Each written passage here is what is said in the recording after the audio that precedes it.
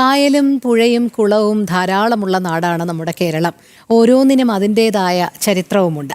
തൃശ്ശൂർ ജില്ലയിൽ പേരുകൊണ്ട് വ്യത്യസ്തമായ ഒരു കുളത്തിൻ്റെ കഥയറിയാം. പ്രകൃതിയുടെ വ്യത്യാസങ്ങൾക്കനുസരിച്ച് നിറം മാറുന്ന കുളം. ഇതങ്ങനെ മഷിക്കുളം എന്ന പേരിൽ അറിയപ്പെടാൻ തുടങ്ങി. ഇന്ന് കുട്ടികളെയും മുതിർന്നവരെയും നീന്തൽ പഠിപ്പിക്കുന്ന ജലാശയം കൂടിയാണ് മഷിക്കുളം.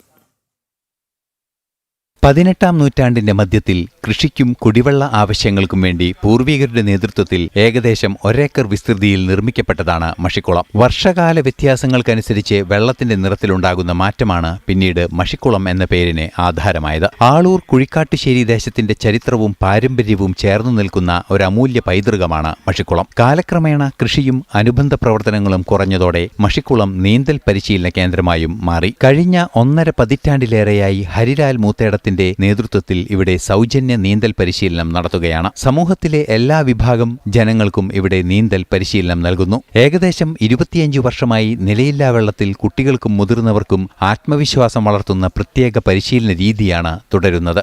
42 വർഷമായിട്ട് ഞാൻ നീന്തിയിട്ടില്ല.